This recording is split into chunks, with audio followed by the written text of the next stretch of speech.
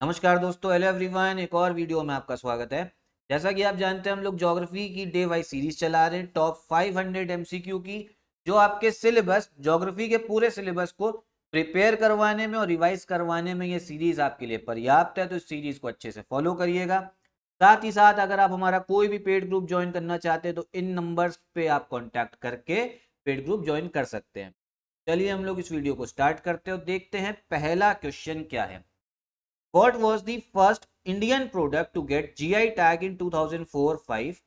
2004-2005 में GI tag प्राप्त करने वाला पहला भारतीय उत्पाद क्या था? तो पहला उत्पाद था आपका दार्जिलिंग टी। ठीक है, दार्जिलिंग की चाय थी जिसको पहला जीआई टैग मिला था। अब इससे होता है कि मान लो दार्जिलिंग टी को चाय आपका जीआई टैग मिल गया, तो जो दार्जिलिंग में चाय उग रही है ना, दार्जिलिंग टी, सिर्फ वही उसी पे आप उसको बेच सकते हो दार्जिलिंग चाय बोल के। ठीक है, अब मान लो असम में कोई चाय उगा रहा है, अब वो कहे कि नहीं हम बेच रहे हैं इसको और उसमें नाम क्या लिख रहे हैं, असम की चाय नहीं लिख रहे हैं, हम लिख रहे हैं दार्जिलिंग चाय, तो फिर वो आप बेच नहीं सकते हो। ठीक है, जीआई टैग मिलने से पहले क्या था, कोई भी जना जो है दार्जिलिंग टी बोल के बेच सकता था, लेकिन जब मिल गया इसको जीआई टैग तो सिर्फ जो वहां पे चाय बन रही होगी ना, उसी की एक खासियत है, और वही चाय जो है दार्जिलिंग की, उसी पे टैग लगेगा क्या, दार्जिलिंग टी का। ठीक है, होता क्या, जीआई टैग एक पर्टिकुलर रीजन या क्षेत्र में कोई बहुत अच्छा प्रोडक्ट अगर उग रहा है तो उसको जीआई टैग मिलता है, ताकि बाहर वाले जो है, बाकी क्षेत्र वाले उस प्रोडक्ट को उस नाम का यूज करके ना बेच सके। ठीक है, जैसे और एग्जांपल देखते हैं, कश्मीरी जो सैफरन है, कश्मीर की केसर, इसको भी जीआई टैग मिल रखा है। फिर आपका कोल्हापुरी चप्पल, इसको भी जीआई टैग मिल रखा है, तो काफी इंपॉर्टेंट है। बाकी दार्जिलिंग टी की बात हो ही रही है तो एक बार हम लोग टी को लेके भी बात कर लेते हैं।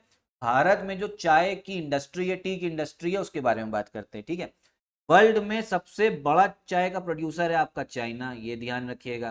दूसरे नंबर पे आता है हमारा इंडिया। ठीक, और इंडिया में भी सबसे ज्यादा जो चाय उगती है वो है आपके असम में, असम में उगती है। दूसरे नंबर पे आता है आपका पश्चिम बंगाल, वेस्ट बंगाल। ये चीज ध्यान रखिएगा। एक अच्छा आपको मजेदार फैक्ट, इंटरेस्टिंग फैक्ट मैं और बताता हूँ चाय को लेके। जब अंग्रेज लोग भारत में शासन कर रहे थे, उसके पहले और तब तक भी आप ये समझिए कि भारत में चाय की इतनी आदत नहीं थी। अभी आप देखेंगे अगर प्रेजेंट टाइम में, तो हर जना जो है चाय के पीछे, आप ये समझिए उसको सुबह चाय पीनी, शाम में चाय पीनी, चाय का व्यापार चल रहा है आपका। ठीक है, और अलग अलग ठेले लगे रहते हैं चाय के। तो जब अंग्रेज लोग शासन कर रहे थे तो इंडिया में इतना क्रेज जो था वो चाय का नहीं था। तो अंग्रेजों ने एक स्ट्रैटेजी निकाली। ठीक है, यहाँ पे चाय आप ये समझिए कि प्लांटेशन करवाई, उगवाई चाय। ठीक है, टी। फिर उसके बाद में यहाँ पे फ्री में पहले भारतीयों को क्या करा, चाय पिलवाना स्टार्ट किया, फ्री में पिलवाना स्टार्ट किया। उससे क्या हुआ, लोगों को आदत लगना चालू हुई। जब लोगों को आदत लगी, फिर क्या बोला कि लाओ पैसा लाओ, अब हम तुम्हें बेचेंगे। ठीक है, तो फैक्ट जो है ध्यान रखिए।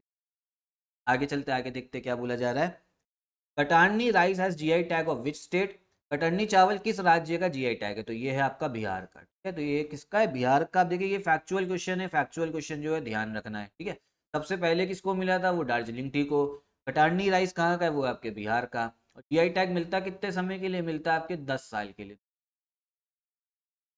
आगे देखते हैं, आगे क्या बोला जा रहा है। कंदमाल हल्दी किस राज्य का जीआई टैग है? Kandhamal turmeric is the GI tag of which state? ठीक है, तो ये है आपके उड़ीसा का। जो आपका कंधामाल टर्मरिक है, कंधमाल आपका हल्दी, ये कहाँ की है, उड़ीसा की है। ये वहां पे उड़ीसा में एक जिला है कंधामाल करके। ठीक है, इस वजह से इसके नाम पे ही एक जीआई टैग मिल रखा है। आगे देखते हैं, आगे क्या बोला जा रहा है।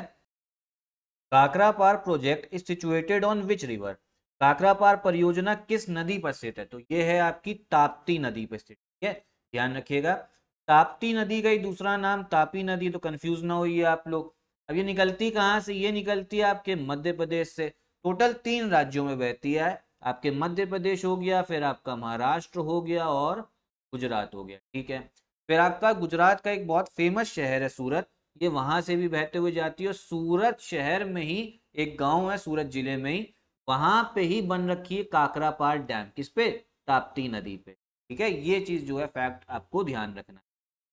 अगला क्वेश्चन देखते हैं क्या है। In which of the following states are the hills of Dafla and Abor located? Dafla और अबोर की पहाड़ी निम्न में से किस राज्य में स्थित? ये है आपकी अरुणाचल प्रदेश। इसमें अरुणाचल प्रदेश में, जैसे आपको पता होगा अरुणाचल प्रदेश का चाइना से बॉर्डर लगता है, तो ये जो पहाड़ियां हैं आपके, ये चाइना बॉर्डर से काफी ज्यादा नजदीक है। ये फैक्ट ध्यान रखिएगा।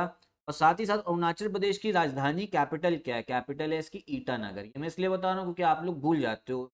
अक्सर नॉर्थ ईस्ट स्टेट्स, उत्तर राज्य, सॉरी उत्तर पूर्व राज्यों के जो राजधानी है वो आप लोग अक्सर भूल जाते हो, इसलिए ध्यान रखा करिए। अरुणाचल प्रदेश की राजधानी क्या है? ईटानगर। अगला क्वेश्चन देखते हैं क्या है। Which city is known as Detroit of Japan? Japan का डेट्रॉइट किस शहर को कहा जाता है? तो ये बोला जाता है आपके नागोया को। किसको? नागोया को बोला। अभी डेट्रॉइट क्या है? डेट्रॉइट देखिए आपका यूएसए में, अमेरिका में एक शहर है। कहाँ पे? अमेरिका में। जो काफी फेमस है आपकी ऑटोमोबाइल इंडस्ट्री के लिए। किसके?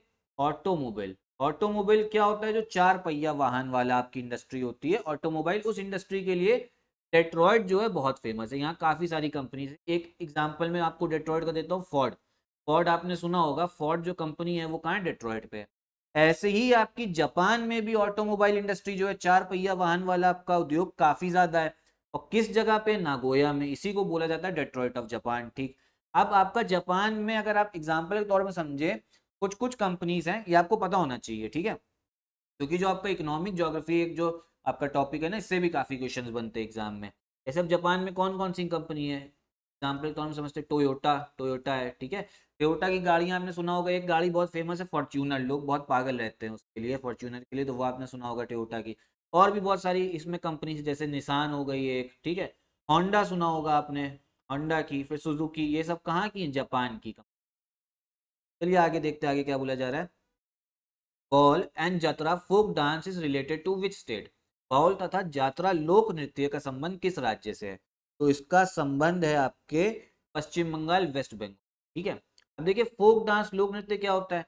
इंडिया में आप वैसे ही जानते, डाइवर्सिटी, विविधता बहुत सारी है, कल्चर बहुत सारे, संस्कृति बहुत सारी है। तो हर संस्कृति का अपना एक अलग नृत्य होता है, फोक डांस, ठीक है। अब फोक डांस अगर हम ये समझे, हर कल्चर में पीढ़ी दर पीढ़ी, जनरेशन जनरेशन, एक जो नृत्य है सेलिब्रेशन करने के लिए एक आपका फोक डांस जरूर होता है, ठीक। अब वो आप समझिए कि ज्यादातर आप जैसे हमारे में एग्रीकल्चर बहुत प्रैक्टिस होता है, इंडिया में कृषि प्रधान देश है, तो इसीलिए जब भी फसल की कटाई होगी, हार्वेस्ट, तो उस समय त्योहार भी मनाए जाते हैं। जैसे केरला में ओणम है, फिर उत्तर भारत में आपका मकर संक्रांति, बैसाखी, लोहड़ी दिखते होंगे। तो उस समय भी अलग अलग क्षेत्र में अपना फोक डांस करके उसको सेलिब्रेट करते हैं।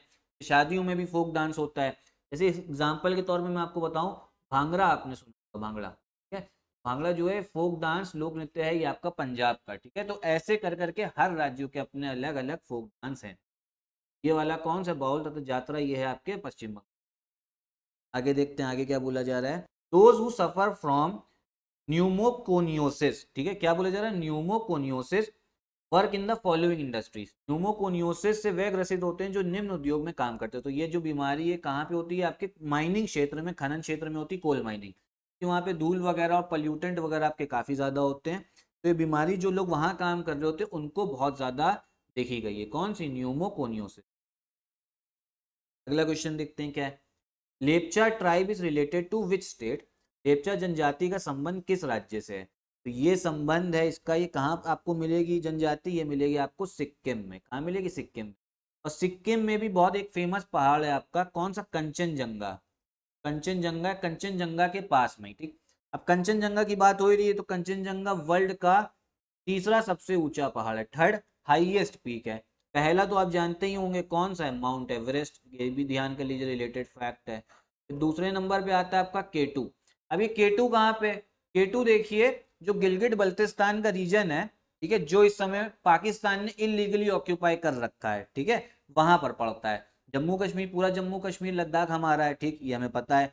जो लेकिन कुछ एरिया ऐसा है, तो हम लोग पीओके बोलते हैं ना, पाकिस्तान ऑक्यूपाइड कश्मीर, और गिलगिट बल्तिस्तान भी है, तो ये पाकिस्तान ने इलीगली ऑक्यूपाई कर रखा है। तो केटू जो है वहां पड़ता है, दूसरा सबसे हाईएस्ट पीक। और तीसरा जो है वो है आपका कंचनजंगा। ये कहाँ पे? इंडिया में आता है। कौन से राज्य में? सिक्किम में। ये फैक्ट ध्यान रखिए। अगला क्वेश्चन देखते हैं क्या है। Where is Koyna hydro electric power plant located? Koyna hydro electric power plant कहाँ स्थित है? तो ये है आपके महाराष्ट्र में। कहाँ पे? महाराष्ट्र में है।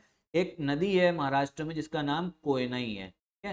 महाराष्ट्र से ही निकलती, महाबलेश्वर के पास से, वेस्टर्न घाट, पश्चिमी घाट से। और ये है आपकी कृष्णा नदी, आपने सुना होगा, साउथ इंडिया की नदी है, दक्षिण भारत की।